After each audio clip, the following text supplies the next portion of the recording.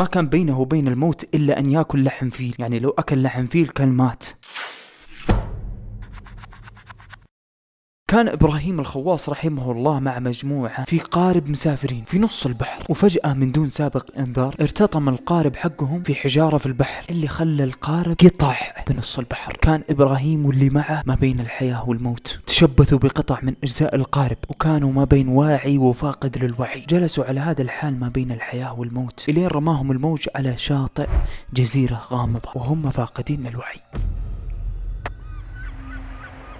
بس حرارة الشمس ذاك الوقت أقوى من أنهم ينامون تحتها. صحيوا وجلسوا في هذه الجزيرة أيام شديدة بدون أكل ولا شرب. أيقنوا بالهلاك وكانوا أقرب للموت من الحياة. جربوا كل الحلول للعيش، حاولوا يصفون موية البحر، حاولوا يأكلون من خشاش الأرض. بالأخير اجتمعوا على أنهم يتركون شيء لله ما بقي لهم من حياتهم، يعني يتركونه تماما، عسى أن الله سبحانه وتعالى ينجيهم مما كانوا فيه. مجموعة قالوا راح نصوم طول الدهر، والبعض قالوا نصلي كل الدهر، يعني كل حياتهم يصلون. مجموعة قالت نصلي 20 ركعة في اليوم، اللي قال 30 واللي قال 40. مجموعة قالوا نترك كل لذات الحياة. بس كان في فرد بينهم ساكت ما يتكلم، اللي هو إبراهيم. قالوا لإبراهيم حنا كلنا تركنا أشياء لله، جاء دورك الحين لازم تقول لنا شيء عشان ربي ينجينا من اللي احنا فيه. بس كان إبراهيم مرتبك، كان يبغى يصدق وحده مع الله، كان يبغى يقول شيء ويكون قده. يعني كانت الأنظار حوله غريبة، مستغربين منه.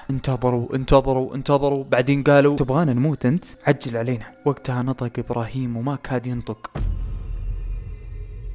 قال أنا لا آكل لحم فيل. ناظروا في إبراهيم، ما لقيت إلا لحم فيل؟ من اللي يأكل لحم فيل أصلا؟ فقال لهم أنا ما يطاوعني قلبي إني عاهد الله بشيء ما أقدر أسويه، لازم أصدق مع الله. يعني كان في خوف من الله، ما كان يقدر يوعد الله بوعد ويخلفه. وقال لهم كل وعودكم هذه اللي قلتوها وعاهدتوا الله بها ما أدري كيف بتسوونها. واحد يصلي طول الدهر، الثاني يصوم طول الدهر، مستحيلة. وبعد ساعة من الزمان قام واحد منهم وقال لهم دامنا ميتين خلونا نتفرق في الجزيرة هذه، واللي يلقى شيء ناكله يرجع لهذه الشجرة. أعجبتهم الفكرة والجميع وافق. في نص بحثهم سمعوا صوت صراخ لقيت لكم فيل. فيل؟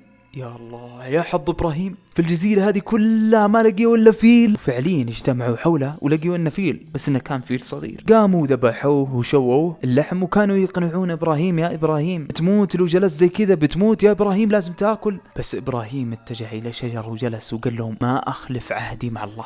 أكلوا هذولا وجلسوا يسولفون وشبعانين والوضع زي الفل، بس ما كانوا يدرون بالشيء اللي راح يصير لهم الحين. كان إبراهيم ما بين الحياة والموت عند الشجرة، بس فجأة الأرض تحته تهتز. صح شويتين إبراهيم وجاء خوف شديد، وشو الشيء هذا؟ صحيوا البقية واكتشفوا إنها أم الفيل الصغير اللي أكله. اتجهت الأم هذه تدور لصغيرها، الكل انسدح على الأرض خايف، بس أم الفيل الصغير هذه قامت تشم كل واحد فيهم. فمرت على الأول وشمته كامل، مررت خرطومها على هذا الشخص فشمت ريحة صغيرها فيه، وهنا رفعت رجلها ودهست دهس.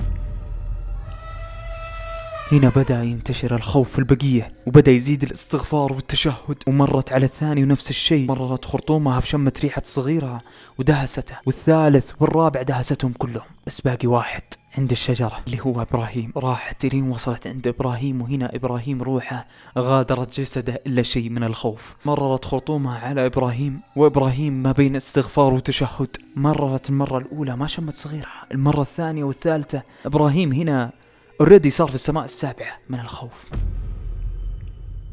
بس الغريب انها ما دهسته، لفت خرطومها على ابراهيم وشلته. هنا ابراهيم صرخ، كان يفكر انها بترميه على الارض وتدهسه، بس الحقيقة انها حطته على ظهرها. هنا بدأ يتشبث ابراهيم ويستغفر ويحمد ربه، ويستغفر ويتشهد ويحمد ربه، ما يدري هو بيموت ولا بيعيش. هي بتذبحه بس بعدين هي بتتغدى، ما هو عارف ايش راح يصير له تماما.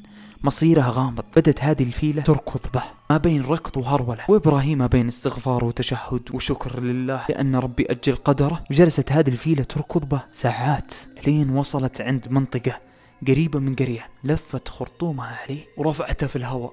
هنا صرخ إبراهيم يفكر إنه بيموت، بس الحقيقة إنه حطته بكل هدوء على الأرض. هنا إبراهيم ينتظر متى رجلها تدهسه، فقام وسجد لله يقول عسى ربي إنه ياخذني وأنا ساجد. بس صوت خطى الفيلة كل ما لا تبتعد وهو ساجد، ما رفع من سجوده إلين الشمس اشتدت عليه. كان وقتها فجر، فوقف ووجد نفسه عند قرية كاملة فقام يتخابط يمين ويسار من الجوع والهلكة اللي فيه، خوف وجوع. الين دخل هذه القرية وسألوه أهل القرية عن قصته، فقال لهم أنا كنت في المنطقة الفلانية، قال لهم القصة كاملة. فقالوا له هذيك المنطقة بيننا وبينهم مسيرة شهر، يعني منطقة بعيدة مستحيل توصل بهذا الوقت. فسبب صدقه مع الله سبحانه وتعالى ربي نجاه من هذاك الكرب كله. طبعا هذيك القرية كانت قرية ناشئة. راح إبراهيم مع واحدة من القوافل هذه التجارية، رجع إلى بلده. وهنا وصلنا لنهاية المقطع. أتمنى أن المقطع هذا نال على إعجابك وأنك طلعت منه بفائدة، هذا هو أهم نقطة. بس والله تحياتي.